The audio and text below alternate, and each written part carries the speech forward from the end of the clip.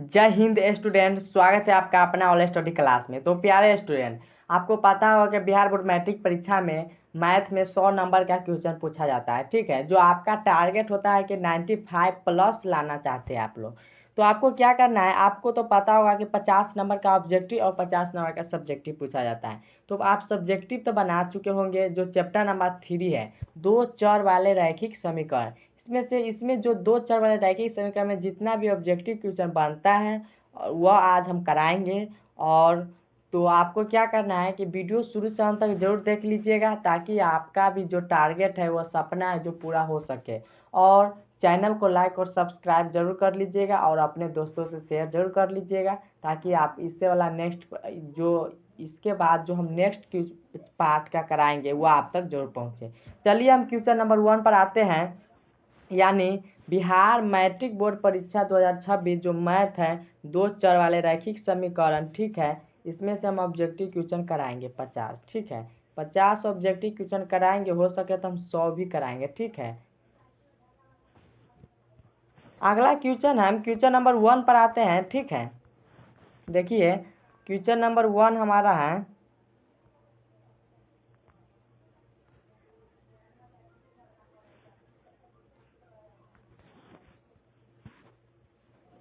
जो पूछा गया क्वेश्चन है 2021 में। ठीक है, कहता है समीकरण निकाय में 6x - 2y प्लस 9 बराबर 0 और 3x - y प्लस 12 बराबर 0 आलेख है। तो दो सरल रेखा है, जो संपाती होगा या समांतर होगा या केवल एक बिंदु पर प्रतिच्छेद ही करेगा या फिर इनमें से कोई नहीं। तो क्या होगा, इससे क्या करना है कि a1 बटा a2 बराबर b1 बटा b2 बड़ा नोट इक्वल टू c1 बटा c2, तो वह होगा हमारा समांतर। और a1 बटा a2 यानी a1 बटा a2 note equal to b1 बटा b2 note equal to c1 बटा c2। तो ये क्या होगा, यह प्रतिच्छेदी करेगा। ठीक है, प्रतिच्छेदी करेगा। और देखिए अगला हो गया a1 बटा a2 बराबर b1 बटा b2 note equal to c1 बटा c2। तो यह समांतर होगा। क्या होता है, और आपको सब बराबर रहेगा। ठीक है, a1 बटा a2 बराबर b1 बटा b2 बराबर c1 बटा c2। तो यह हमारा होगा समपाती रेखा। तो आपको क्या करना है, देखिए 6 बटा 3 बराबर 2 बटा 1 बटा 2 ना 2 बटा 1। ठीक है, बराबर 9 बटा 12। ठीक, 3 मरतबा में कटेगा, ये नहीं कटेगा, तो 2 बराबर 2 नोट इक्वल टू 9 बटा 12। तब बताइए a1 बटा a2 बराबर b1 बटा b2 note equal to c1 बटा c2 है। तो इसका आंसर क्या होगा, तो इसका जो आंसर होगा बी नंबर, यानी जो समांतर रेखा होगा। ठीक है, ऑप्शन नंबर क्या होगा, बी नंबर। तो प्यारे स्टूडेंट, आपको वीडियो कैसा लगता है? यदि वीडियो अच्छा लगता है तो लाइक, एक फर्ज बनता है आपको लाइक करना। तो क्वेश्चन नंबर 2 पर आते हैं, यदि रैखिक समीकरण युग्म के संगत है तथा उनके द्वारा निरूपित रेखा होती है, यानी देखिए संगत, असंगत और संपाती। ठीक है, तो संगत और असंगत और संपाती के मतलब होता है, संगत होता है संपाती में और प्रतिच्छेदी रेखा में। देखिए समांतर रेखा में असंगत होता है। ठीक, असंगत। ठीक है, और संपाती में और प्रतिच्छेदी रेखा क्या होता है, संगत होता है।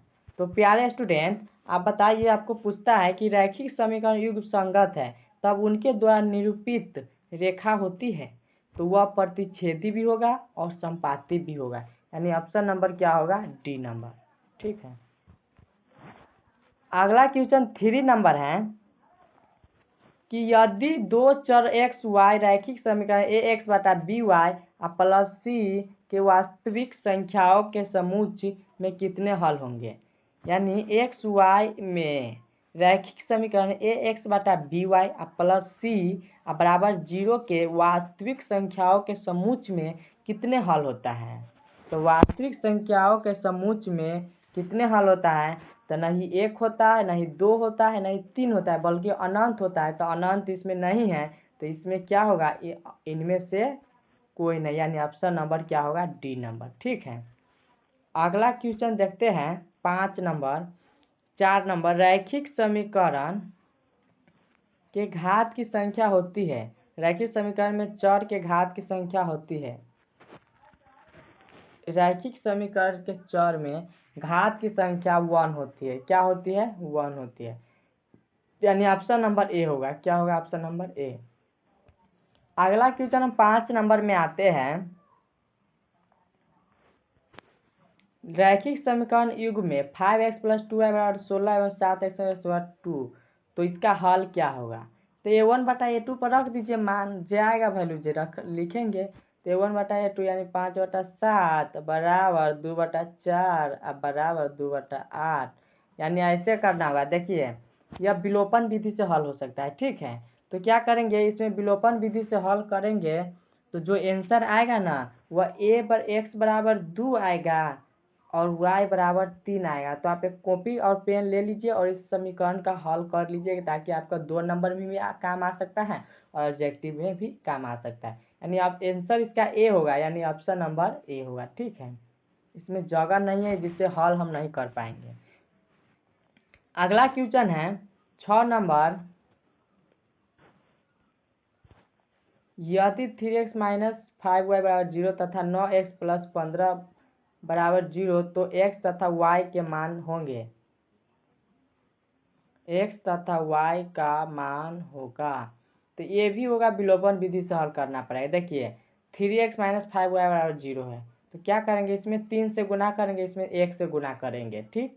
तो 1 से जब गुना करेंगे तो इसमें हो जाएगा 9x - 15y 9x plus 15y, ठीक है, अब बराबर 0, ठीक है।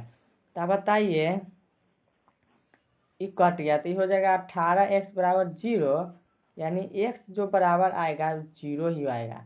यानी इसका जो आंसर निकलता है, इसका आंसर निकलेगा 6 नंबर का, जब x का वैल्यू बताइए 0 आया, ठीक है, तो y का वैल्यू भी 0 होगा, क्योंकि x बराबर जब 0 आया तो हम x का वैल्यू जब हम 0 रखेंगे तो y का वैल्यू भी 0 आएगा, यानी ऑप्शन नंबर बी होगा। क्या होगा? Option number B. x का वैल्यू भी 0 और y का वैल्यू भी 0, यानी ऑप्शन नंबर क्या होगा? बी होगा। अगला क्वेश्चन है, एक रैखिक समीकरण का घात होगा, एक ही ना होगा। एक रैखिक समीकरण का घात कितना हो सकता है? एक ही ना हो सकता है। और 2 रैखिक समीकरण का घात 2 होगा, 3 रैखिक समीकरण का घात 3 होगा। आपको याद रखना है कि 1 में 1 होता है, 2 में 2 होता है, 3 में कितना होता है? 3 होता है। तो प्यारे स्टूडेंट, अगला क्वेश्चन 8 नंबर है कि युग्मत समीकरण 2x + 3y = 5 और 4x + 6y = 9, तो निकाय क्या होगा? असंगत या अद्वितीय हल या अपरिमित रूप से अनेक हल या इनमें से कोई नहीं। तो आपको क्या करना है, a1/a2 बराबर b1/b2 और नॉट इक्वल टू c1/c2। तो यह हमारा असंगत होगा। देखिए क्या होगा? असंगत होगा, क्योंकि a1/a2 बराबर हो रहा है b1/b2 भी बराबर, नॉट इक्वल टू c1/c2 हो रहा है। अब मान रखिए ऑप्शन नंबर ए होगा, यानी ऑप्शन नंबर क्या होगा? असंगत। अगला क्वेश्चन हम 9 नंबर पर आते हैं। देखिए अगला क्वेश्चन है कि के किस मान के समीकरण x + 2y = 7 तथा 2x - ky = 14 का संपाती होगा। तो आप क्या करेंगे, इसको विलोपन विधि पर तोड़िए। तो विलोपन विधि पर तोड़ेंगे तो इसका जो आंसर आएगा 4 आएगा, जो आप जरूर बताइएगा कि आंसर कितना आया, ठीक है। तो ऑप्शन नंबर क्या होगा? सी होगा। ऑप्शन नंबर कितना होगा? सी। अगला क्वेश्चन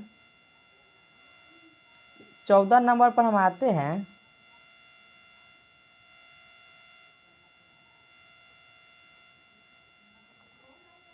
कि 2 चर x y रैखिक समीकरण x + by + c कितने अधिकतम और हल हो सकते हैं। यानी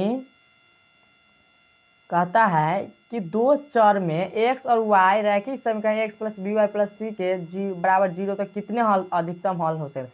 तो इससे नेक्स्ट वाला क्वेश्चन में हम बताए थे कि नहीं 1 होगा नहीं 2 होगा, बल्कि उसका अनगिनत हल होता है, ठीक है। यानी अनगिनत, देखिए ऑप्शन में कहाँ पे है, तो अनगिनत हल ऑप्शन नंबर सी है, यानी इसका क्या होगा? आंसर सी होगा। अगला क्वेश्चन है, समीकरण युग में 2x + 3y = 5 तथा 4x + 6y = 15 का है। अद्वितीय हल या अनंत हल या कोई हल नहीं या इनमें से कोई नहीं। तो देखिए 2/4 यानी देखिए 2/4 अब बराबर 3/6 अब बराबर 5/15। ठीक है, 2 मरते में इहो कट जाएगा, 2 मरते में इहो कट जाएगा, 5×15 कटेगा। ठीक है, तो क्या होगा A1/A2 बराबर में दो बराबर यानी 2 को बराबर 1 को बराबर नहीं है। तो A1/A2 बराबर B1/B2 और नोट इक्वल टू C1/C2। ठीक, ई बराबर नहीं है, एगो बराबर है एगो बराबर नहीं है। तो यानी जो इसका हल होगा ना वह अद्वितीय हल होगा। क्या होगा? नहीं, देखिए A1/A2 बराबर B1/B2 और नोट इक्वल टू C1/C2 है। यानी A1/A2 बराबर B1/B2 note equal to C1/C2 आ रहा है। तो आप बताइए ये कौन सा रेखा होगा? समांतर रेखा होगा। ठीक है, तो समांतर रेखा में इनमें से कोई हल नहीं होता है, समांतर रेखा में कोई हल नहीं होता है। ठीक है, तो इसका जो आंसर होगा option number C, option number क्या होगा? सी होगा। ठीक है, अगला क्वेश्चन हम 16 नंबर पर आते हैं कि यदि रैखिक समीकरण युग्म के असंगत है तो उसके निरूपित में वाली रेखा क्या होगी? असंगत है तो वह भी तो समांतर रेखा होगा, क्योंकि समांतर रेखा में ही तो असंगत होता है। संपाती और प्रतिच्छेदी में तो संगत होता है, यानी क्या होगा? समांतर होगा। क्योंकि देखिए संपाती में क्या होता है, संपाती रेखा और प्रतिच्छेदी रेखा में संगत होता है और समांतर रेखा में क्या होता है? असंगत। यानी ऑप्शन नंबर क्या होगा? ए होगा। अगला क्वेश्चन है 17 नंबर, 2x + 3y = 11 तथा 2x - 4y = 24 के हल है। इसे क्या करना है? विलोपन विधि पर तोड़ना है। ठीक है प्यारे स्टूडेंट, क्योंकि 2 से 2 कटेगा। ठीक है, घटेगा तो कितना होगा?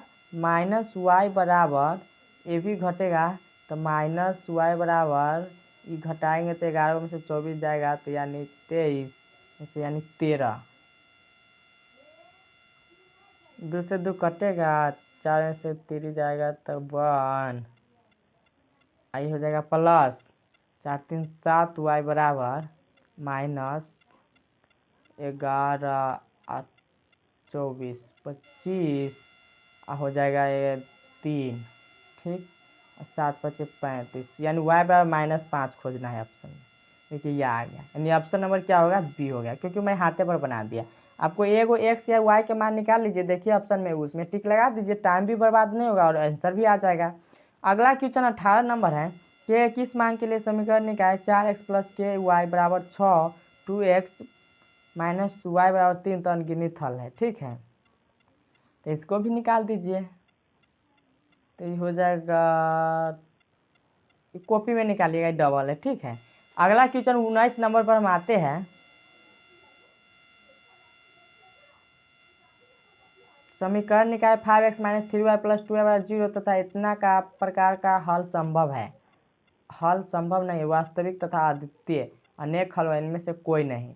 तो इसका आंसर होगा, हल कीजिएगा तो 5x - 3y = 2 बराबर 0, 6x + y = -2। तो इसका हल होगा वास्तविक एवं अद्वितीय। हल कीजिएगा तो वास्तविक एवं अद्वितीय आएगा। ठीक है, अगला क्वेश्चन है 2x + ay = 1, 3x - 5y = 7 और चर a के किस मान के लिए अद्वितीय हल होंगे? A1/A2 बराबर B1/B2 और नोट इक्वल टू ये होगा। ठीक है, तो ऑप्शन नंबर कितना होगा? ऑप्शन नंबर बी होगा। ठीक है, यानी ऑप्शन नंबर बी। अगला क्वेश्चन 21 नंबर है कि समीकरण ax1 b1 c1 = 0 इतना इतना तो अद्वितीय हल होगा। देखिए बताए थे कि A1/A2 बराबर B1/B2 और नोट इक्वल टू C1/C2। तो ऑप्शन नंबर क्या होगा? सी। ऑप्शन नंबर कितना होगा?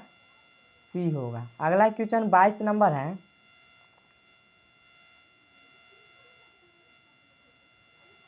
समीकरण x + 2y = 9 यदि x = 5 है तो y का मान क्या होगा? तो बस कुछ नहीं करना है, x = 5 दिया है तो x का मान रखिए 5 अब प्लस, देखिए हम बनाते हैं साइड में। ठीक है, x प्लस 2y बराबर 9 है, तो देखिए x अब प्लस 2y बराबर 9 है, ठीक है। इसमें 5 दिया गया है x का मान, ठीक है। x बराबर कितना है 5, अब y के मान निकालना है, तो x के मान हम रखेंगे 5 अब प्लस 2y अब बराबर 9, तो 2y अब बराबर 9 में से 5 घटा दीजिए तो कितना आएगा 4 आएगा, तो 2 से 2 काट दीजिए तो 2 मरते यानी x का जो मान आएगा वो कितना आएगा 2 आएगा, यानी x का मान कितना आएगा 2, यानी ऑप्शन नंबर बी होगा, ठीक है। ऑप्शन नंबर कितना होगा बी होगा। तो प्यारे स्टूडेंट मैं पढ़ाया गया, मेरे द्वारा पढ़ाया गया आपको कैसा लगा? यदि वीडियो अच्छा लगा तो आपको एक तो लाइक बनता है, आप लाइक ज़रूर कीजिएगा और चैनल को सब्सक्राइब भी कर लीजिएगा। और फिर मिलते हैं नेक्स्ट वीडियो में, तब तक के लिए थैंक यू प्यारे स्टूडेंट। फिर मिलते हैं नेक्स्ट वीडियो में, तब तक के लिए थैंक यू।